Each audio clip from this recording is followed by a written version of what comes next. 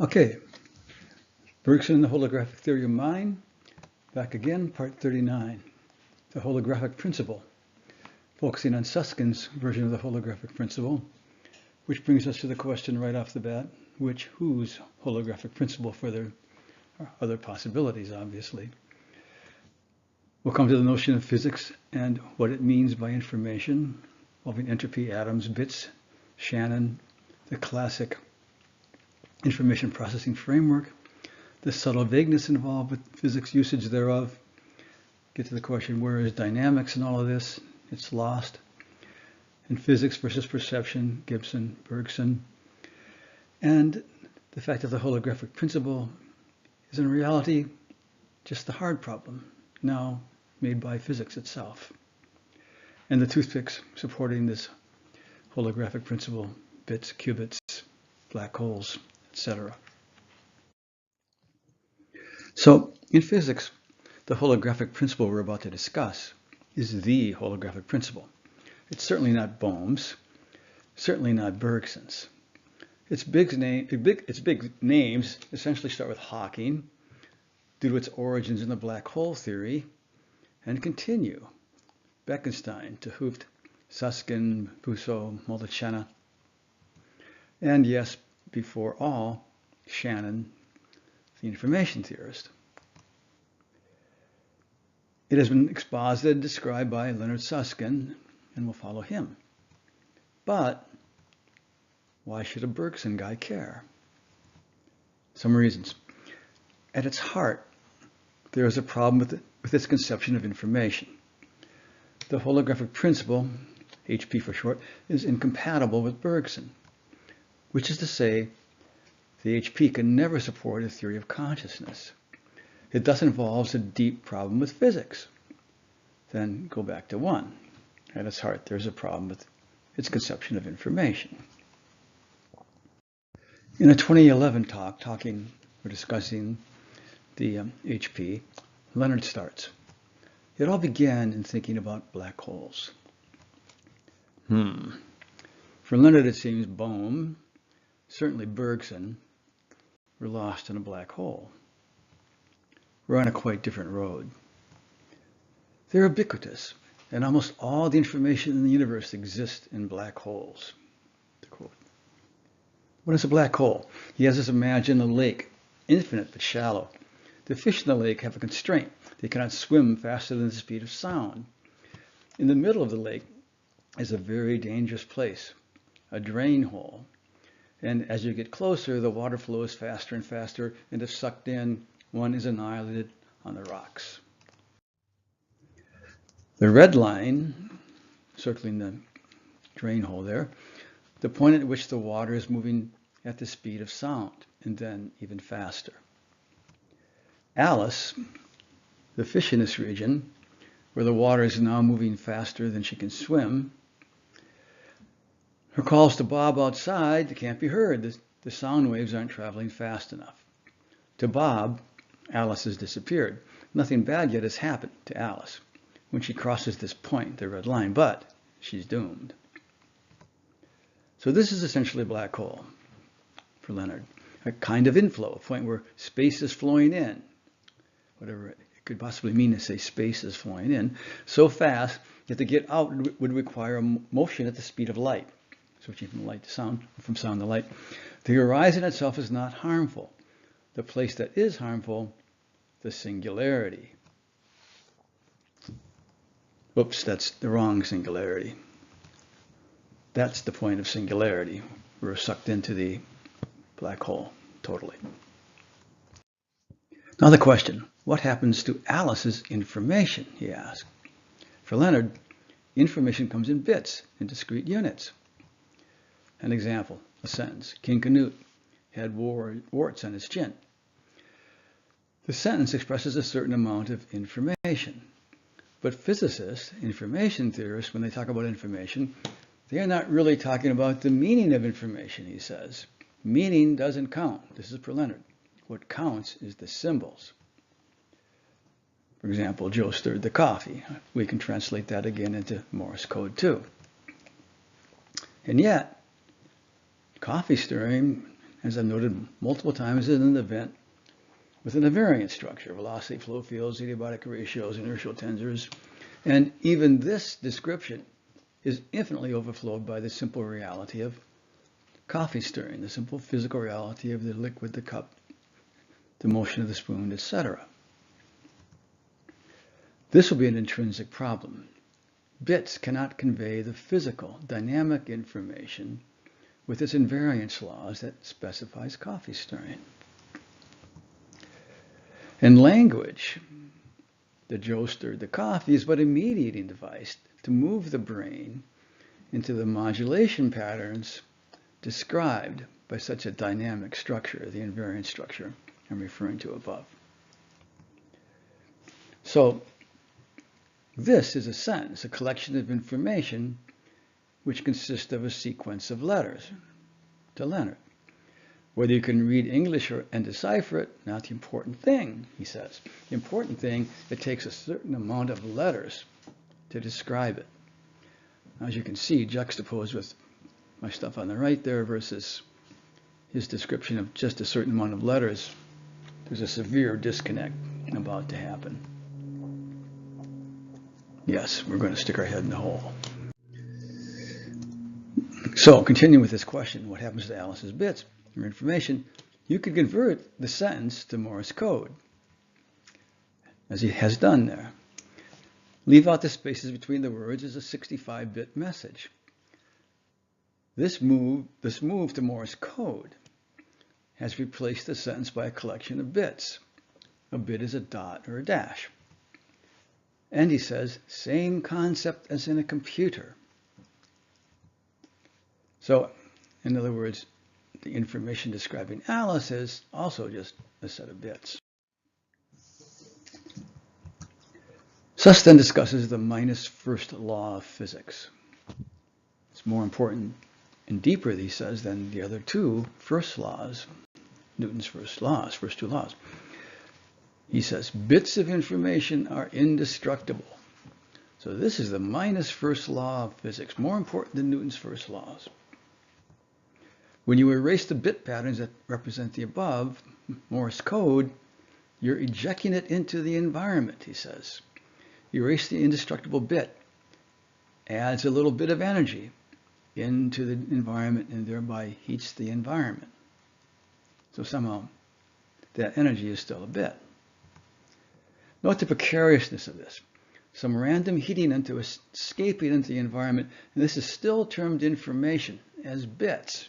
Really? And we are moving to a reification.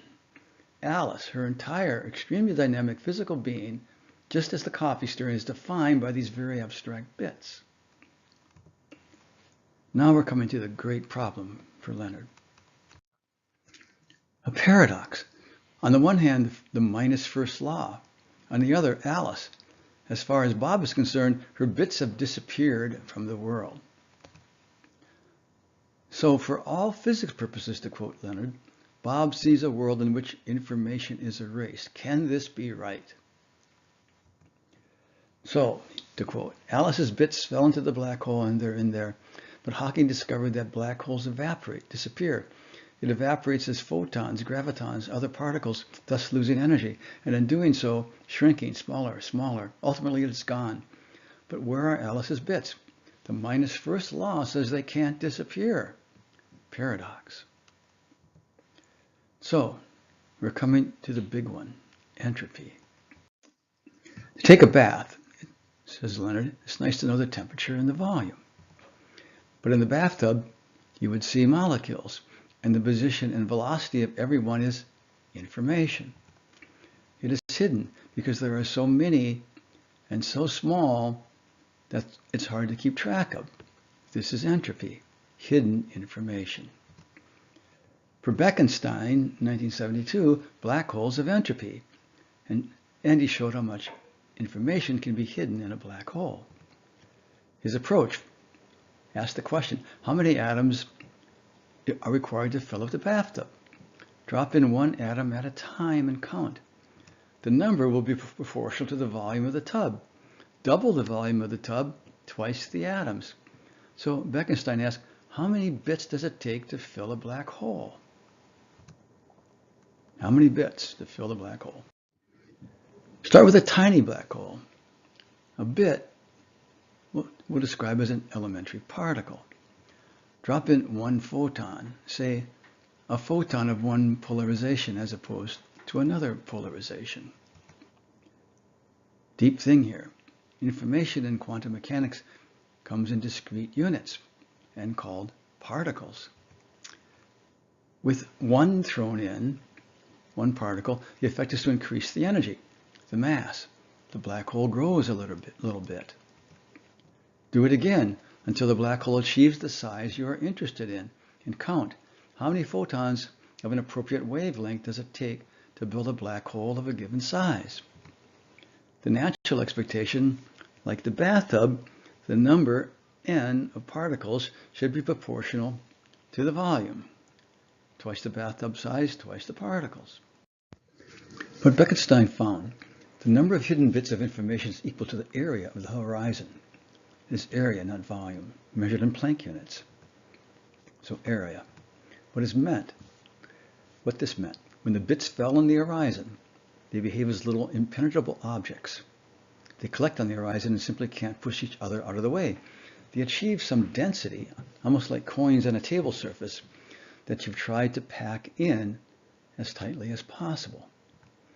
The size of one of these bits, one Planck area, i.e. one of the little blue or green circles there, 10 to the minus 33rd centimeters squared. It would take trillions of these areas just to wrap around something as small as a proton. Entropy, he notes, is made up of the positions and velocities of particles. For a black hole to have entropy, it would mean that there are hidden degrees of freedom for these bits to move. So he's calling attention to a bit of a problem because his packed bits on that surface had no room to move. So he's got to find degrees of freedom for motion somewhere. But he moves on. Whatever the entropy of black holes is, it is something too small to see, very chaotic, in a constant state of agitated motion. Motion and entropy mean heat. This means the surface of a black hole is hot, a hot two-dimensional soup of bits. The temperature at the horizon would be about 1,000,000 billion degrees. So the horizon, not so harmless, rethink that. Alice would evaporate, turn into photons, and just radiate out as scrambled bits. So one wonders, how in heck does the chaotic hot bit soup not destroy all information? Does information not imply structure? Can you just have bits independent flying everywhere and still have structure? It takes a 1, 1, 1 together to make a 7 in standard computing. So something's got to be held together, but apparently not. So the answer to is Alice safe or just gone? Both are true, safe and not safe. It's a paradox. Bob sees the radiation, evaporation, says, poor Alice. Alice says, I'm fine. But Alice can't get the message out to Bob, so no conflict. There seems to be two representations of reality, he says. The 3D Alice, where nothing happens to her, and the two-dimensional thin hot soup that absorbs, thermalizes, and radiates her back out. Can there be two such, a two-dimensional and a three-dimensional representation of Alice? So he starts talking about a room and the notion of voxels. A pixel, we're familiar with on a TV screen, is a two-dimensional little dot. A voxel is a three-dimensional dot. Can you represent the room as two-dimensional? And he says, yes, as a hologram, but the information will be incredibly scrambled. And so, thus he shows this picture of scrambled information of a hologram as a hologram plate would look. One of these wave interference patterns. But if you know the rule, an operational rule, you shine light on the film and you get a 3D reconstruction, i.e. shine the light through the holographic film there and you can reconstruct the clown off that information. A black hole horizon is like a scrambled hologram of everything that is inside. So two reconstructions of the same reality. Bob sees scrambled. Alice, more like the image that was made of shining the light, though it does not have to be a light. Rather, a mathematical reconstruction. I'll come back to that. Now, in a certain sense, said Suss, the entire universe is a hologram, or any region, not just a black hole. Take some region of space, put some information in it. That could be letters of the alphabet, wine, cheese. It's information. It tells you about what's inside that region. The max number of bits squeezable into that space? Again, is it proportional to the volume? But, he said, surround the region of interest with a shell of material, say of steel, of photons. Give it enough mass, then squeeze down in it, so that by the time it is equal to that surface, it will be a black hole. Assuming the minus first law, the information inside could not have been more than that in the black hole. Now we know how much is in the black hole, the area of the horizon in Planck units. The conclusion, said Suss, is remarkable. The maximum amount of information that can be held in a region of space, for example, this room, the room he's talking in, or that living room with all the people doing all those things, is proportional to the area of the walls of the room. As if the area of the walls of the room was divided up into little tiny pixels, and everything that was going on in the room could be known via those pixels. Conclusion, you can describe a region of space through the information on the surface of the space as though it were a hologram. The maximum amount of information in space is proportional to the area of the region. So the world is a pixelated world and not a voxelated world. That is, two-dimensional pixels versus three-dimensional voxels. So fast forward to the end of December 2014. 4 heavy-duty physicists are contemplating what we have just seen in the World Science Festival discussion. That is the concept that all the information for an object is encoded at the surface of the horizon of a black hole as bits on the horizon. Brian Greene, in an opening video clip that they played to begin, had stated, quote, that suggests that maybe this applies more broadly. Maybe the 3D object, the world around us, maybe all the information is smeared around a distant two-dimensional surface that surrounds us, and we're just in some sense a holographic projection of that distant data. Followed by Bekenstein's comment in the video. The holographic principle tells something astonishing, that our ideas of volume and the real world, in a sense, may be just a kind of an illusion. Now Suss, sitting on stage, commented, everything we know about physics is based on a principle so basic, we forget to mention it to our students. Information never disappears. That is his minus first law. Information means distinctions between things. A hydrogen atom is not an oxygen atom. An oxygen atom is not a hydrogen atom. There are distinctions between these things. It was a very basic principle of physics that distinctions never disappear, that they get scrambled, that they get all mixed up. But if you start with one configuration and you let it go, or a different configuration and you let it go, they'll stay different. And Hawking was saying exactly the opposite. No matter what you throw into the black hole, in the end, you get out exactly the same thing. De Hoof then said, for us physicists, information is simply terms we put in equations. There are degrees of freedom, but oxygen remains oxygen.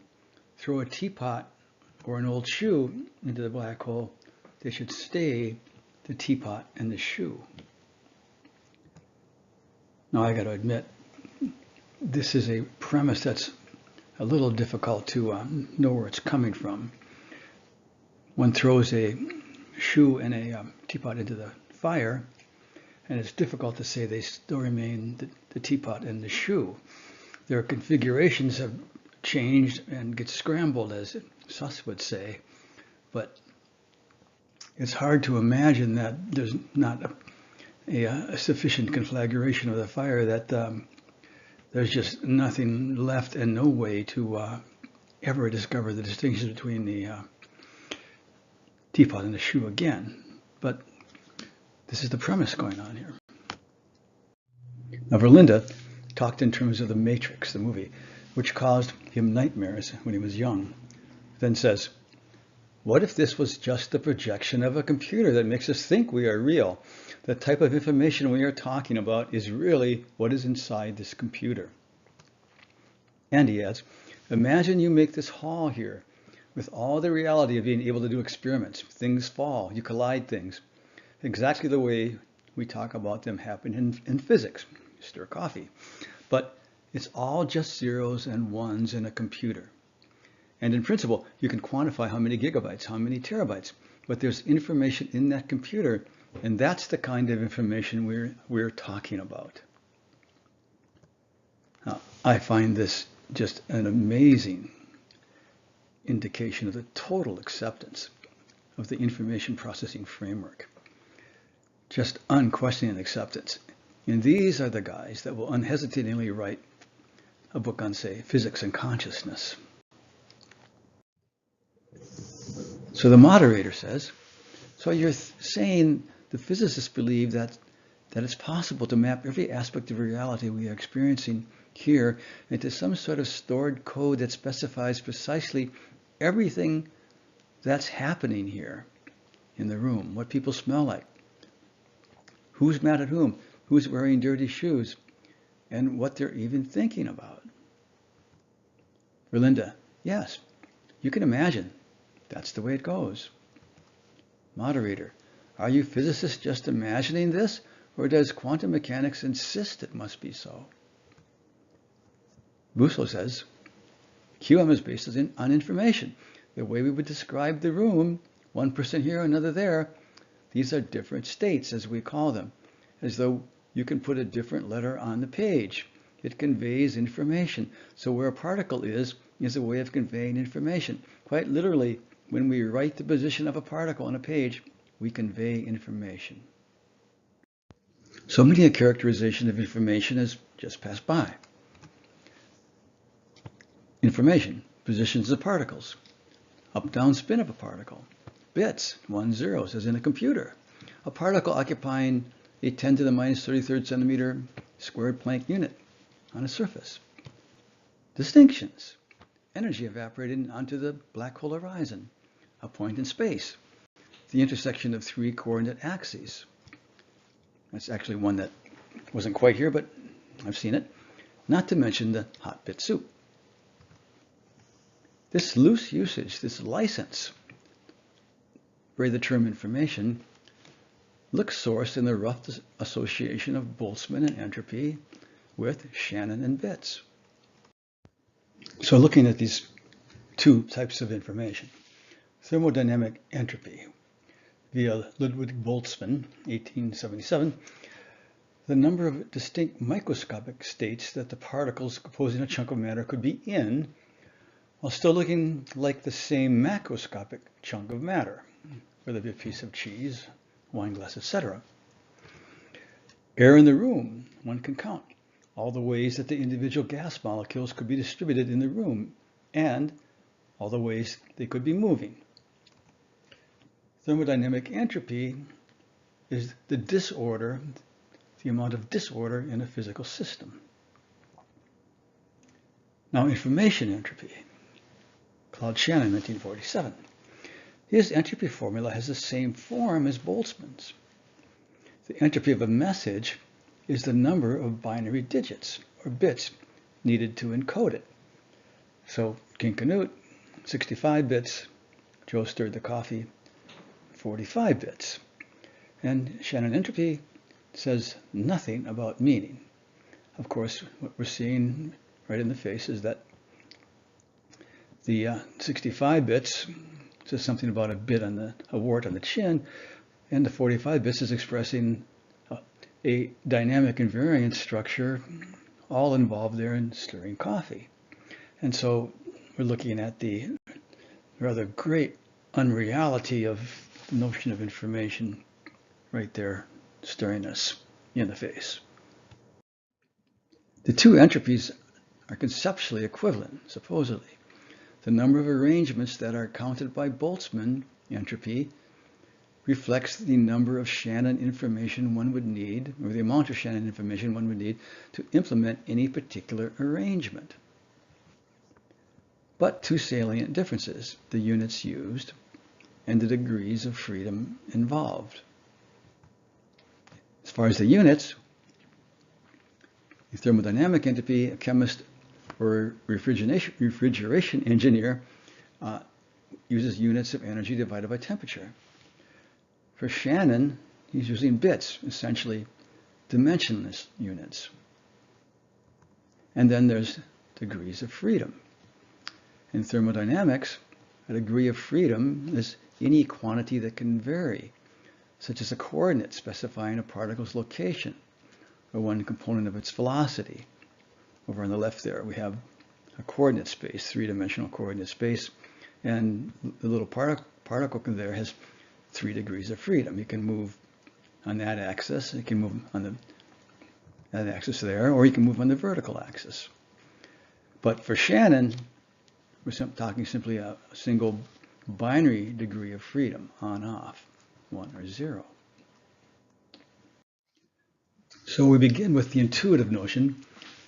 Given the position and velocities of particles, this is information. We can reconstruct the object, or rooms, people, conference halls. Is it really? Can we? To do this, we have to ignore uncertainty, that we cannot actually know precisely both position and velocity, and that therefore we could not have actually sufficient info to make this reconstruction. We have to ignore Lin's, Bergson, that is, any dynamic process is constantly changing, and even the most infinitesimally minute of intervals of time, such that there can be no determinate values, again, uncertainty. These principles have to be ignored to continue. From these positions, velocities, all the stuff we've ignored, some suddenly transformed into bits on an horizon. Verlinde proposes we could reconstruct every object and event in the room. We could reconstruct coffee stirring. How? What physical process is going to physically reconstruct the coffee, the spoon, the person, the stirring from bits? Suss wisely backed off on this. We saw him back off. There isn't actually a magic flashlight.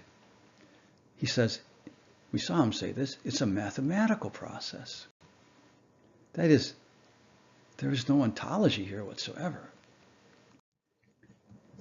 But what is the information in the box? It is a state, a snapshot, a sample of a position velocity.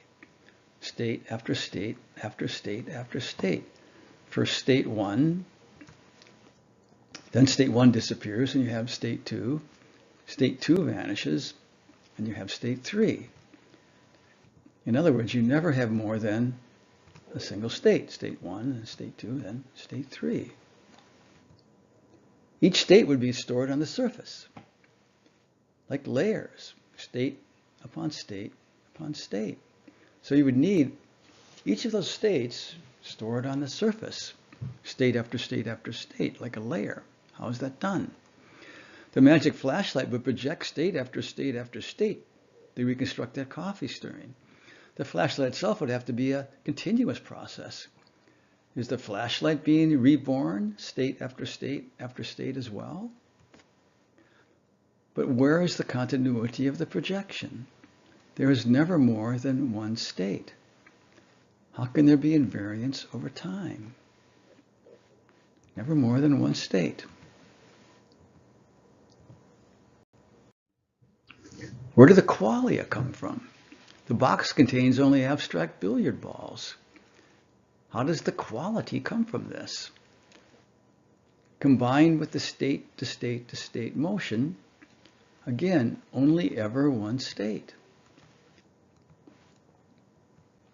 There's no qualities of motions possible. Understand the significance of this. The body, brain, is a physical object. It must possess continuity and time. It has to respond to the invariants that are also defined only over a continuous time. The velocity flow fields, the adiabatic ratios, etc. But if the body-brain itself is nothing but a projection, state after state after state, how can it do this? How can it respond to continuous transformations with the invariants defined over them? How can it respond or resonate to invariants defined over continuous time? Again, you never have but one state of the body. Or are you saying the entire thing is projected? Actually, you'd have to say this from this surface. The perception of the cup plus the body-brain. Then what the heck is this flashlight? Why have a theory of how the brain works at all? Everything is a theory of the flashlight, which is consciousness itself. Oh, and the entire physical universe. And still, you cannot begin to explain how the flashlight projects the physical coffee, the very physical coffee, all its forces, etc., from bits on the surface of a black hole. Let's make it simpler. Put it in Chalmers' framework. If you accept the holographic principle, this is now the hard problem as owned by physics. Physics' hard problem, Chalmers-wise, would be, how do you get the whole ontological, very physical world with all its forces, qualities, we'll throw those in because those are really physics problems as well, energies, etc., from this bit architecture? Good luck. If information is so all-fired important in your physics, then suppose your notion of information is entirely wrong, inadequate, deficient, not to mention vague, imprecise, an ink blot anyone can read anything into, apparently, a free-for-all. Then your physics has to change, doesn't it? Or correlated. If you quantum mechanics guys think consciousness is critical in physics, for your collapse, for example, suppose your notion of consciousness is wrong. Does this not imply a new physics? And if this latter consciousness topic is intrinsically related to the nature of information, now, the holographic principle, Susskind's principle, is utterly incompatible with Bergson. In Bergson, the entire universal field of matter is holographic, not just some surface on a black hole or somewhere, either around the entire universe or somewhere. It's, as he noted, the photograph already developed in the very heart of things and at all points of space. And at each point is the intersection of real actions, the movements from all of the points of space. And then the brain is a modulated reconstructive way of passing through this holographic field, specific to a subset of these real actions passing throughout the entire field, this subset related to the body's action, this subset of real actions carved out as virtual action, and now an image, the coffee cup and stirring spoon. The modulation pattern is driven by the invariant structure of the external event. And the time transformation of this ever-changing field is indivisible. There are not discrete instants or states. The specification is to subsets, images of a qualitative field. The entire field is qualitative, dynamically changing indivisibly.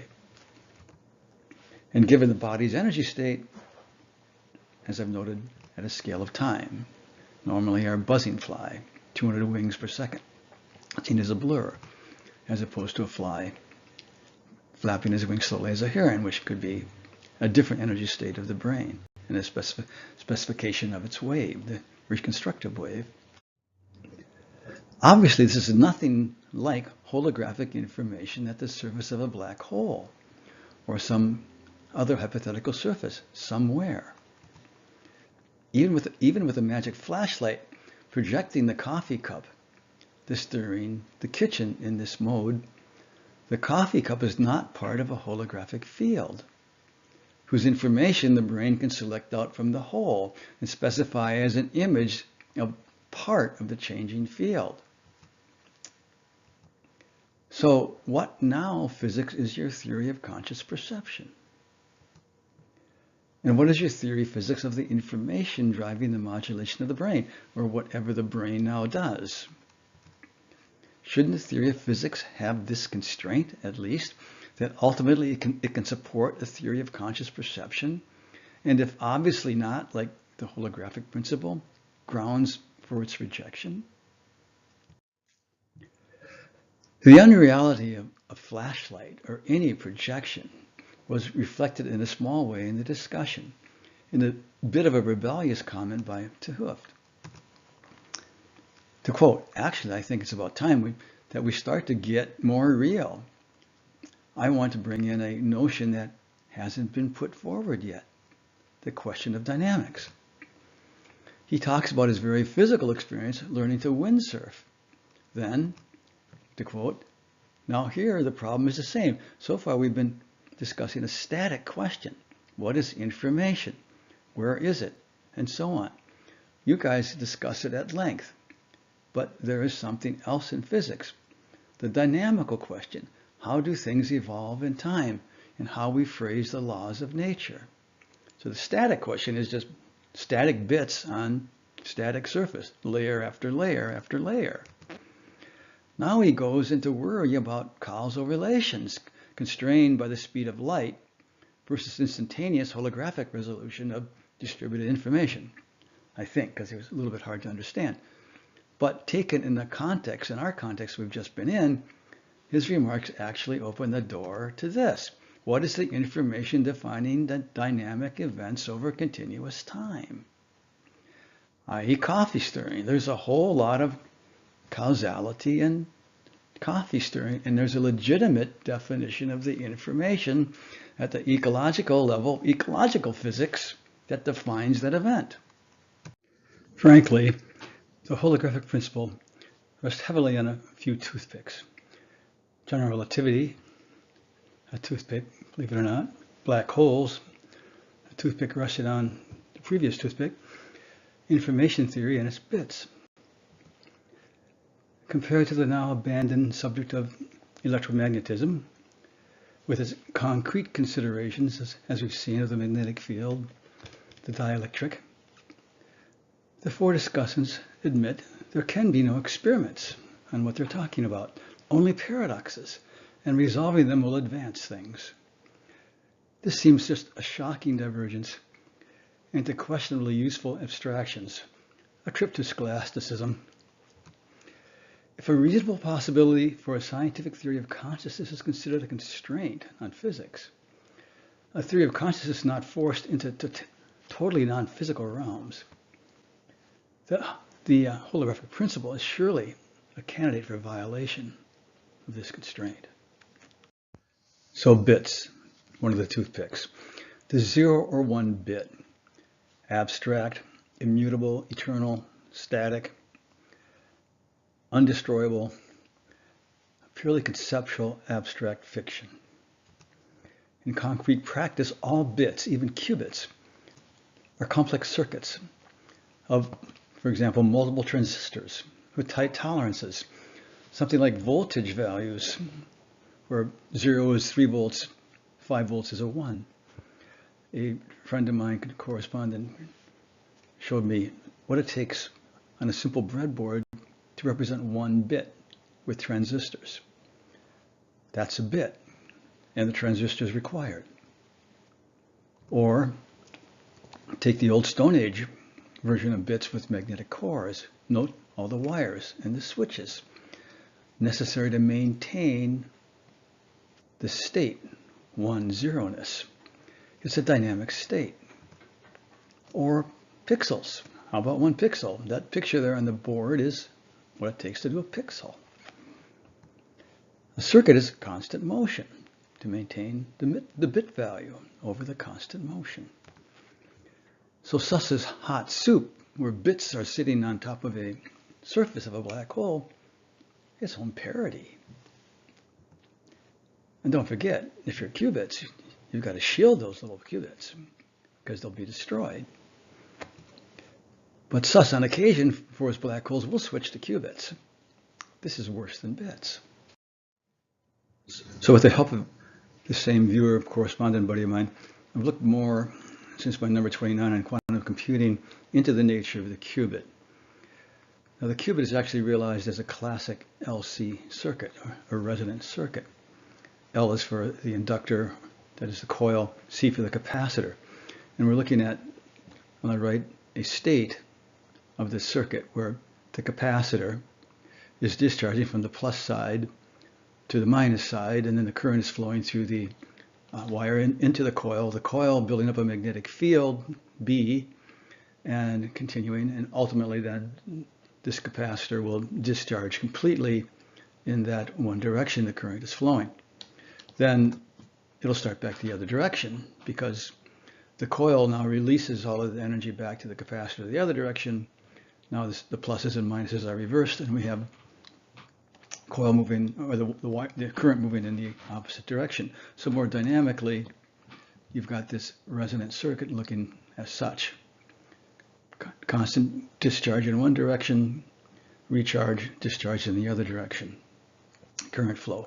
And this would go on forever were it not for resistance in the wires, which dampens the whole system down to nothing ultimately, unless it's being fed. So the qubit now is an LC circuit with a junction, a Josephson junction added, which effectively is a small resonant antenna. You look at the right there, now we see an LC circuit with the little X, the X being the junction, and that junction up on the top right there, here you have two superconductors, A and B. The C is a conducting material, but not that conducting. It allows some current flow through. So the junction then allows communication to a qubit, to change the qubit state, to communicate with, affect other qubits, and instantly via resonance. So we notice there that what's happened via the junction is those equally spaced energy levels relating to the capacitor's discharge amount have now been unequally spaced, and part of those energy levels are being used now to represent the quantum two-level system, the 1 and the 0. But again, it's a antenna, as it were, receiving microwaves to affect that qubit and all other qubits. Here's a little slide shot of a quantum computer guy showing all of the resonators involved in qubit to qubit communication and readout. So resonance, very important in this. But note, all of this is just electromagnetism. The quantum computer guys are basically slicing, dicing electromagnetic flows into extremely small units, which are termed quantized. For example, here's our circuit. You see the circuit again here on the board, and we have the various quantization formula that are slicing and dicing this circuit into the quantum level. Another picture, notice quantum of charge, quantum of conductance, resistance, quantum of magnetic flux. So all this is being taken down to extremely small scale. Look at 10 to the minus 19th coulombs, 10 to the minus 13th, whatever. So you're looking at extremely tiny scale, which then makes this all inherently unstable, which then demands all the shielding. Now recall, just for grins, my number 18 on Tesla, and the beginning of number 18 where I noted Alexanderson's radio and Dollard's statement about this radio and what would happen if you were in one of these radio stations, where he thought you could be simultaneously in San Francisco and LA as long as the station was turned on. Again, notice that resonance, we're talking electromagnetic resonance, instantaneous, simultaneous creation of states. Staying on qubits for a second, just letting me tie back to my number 29 on quantum computing. The gates, in terms of gates, in the classic architecture, bits, sets thereof, move through logic gates. For example, our bit pairs 2 and 7, representing 2 and 7, move through and end up adding up to a 9. But a set of qubits, that is LC circuits with their junctions, cannot move through gates. Rather, gates move through qubits. Gates are just energy pulses directed at the LC circuits and changing their state. So rather than the gates moving through, we have the gates being projected one by one upon the LC circuit, the sets of qubits. So everything is roughly 360 degrees opposite to classical computing. In fact, if you even ask how to add 2 plus 3, my correspondent friend and I, we can't find any place or anyone that can say or answer this simple question. How do you add 2 plus 3 in a quantum computer? Probably because it cannot be done, or basically it's just not applicable. Yes, you might find some weird way to do it, but at minimum, there's going to be no efficiency. It's going to be extremely expensive. So when you have these quantum versus classic speed comparisons, for example, in unstructured search, where you're maybe trying to find the word blue, the color blue, in a set of colors that are not ordered alphabetically, so you're just looking for the word blue. Nevertheless, this is a supremely abstract, highly mythological comparison, because a quantum computer may never do an unstructured search in our lifetimes, or any standard algorithm, like searching, sorting, computing balances, etc. Yes, for things like Shor, where you're detecting the period, the prime basis in an integer, where the integer has been transformed into a set of waves. So basically a one-step broad computation that is using an oracle, or O machine, or an oracle as Turing would have called it. Yes, if you can work through all of the practical difficulties of the gates of maintaining the quantum state, the error correction, etc., etc., and etc. So, returning to bits or qubits, these cannot exist practically on event horizons of black holes, should black holes even exist. Susskind will speak of appending one bit string to another. To an assembler guy that works at the bit level, given the classic architecture required for even this, to append one bit stream to another, or the quantum process necessary, if it's even possible, for a black hole, this is absurd. As noted, his hot bit soup is its own parody. Yet there's a theoretical movement in physics to give black holes actual computer-like processes. Now, how a black hole with a concrete universe could act as an information processor, as a CPU using bits, just will never be concretely shown. It's going to float up there in the abstract.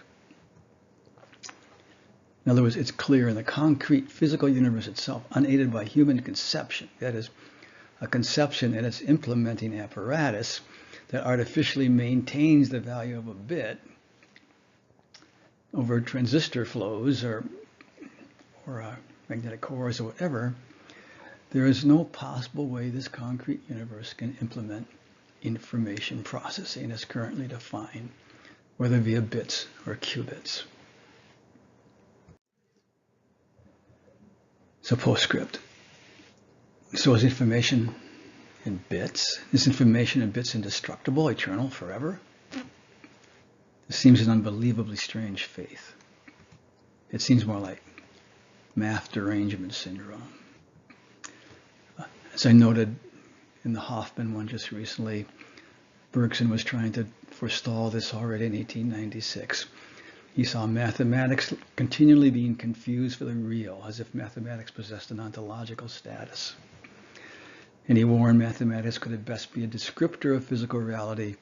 It can form invariance laws that describe this reality, but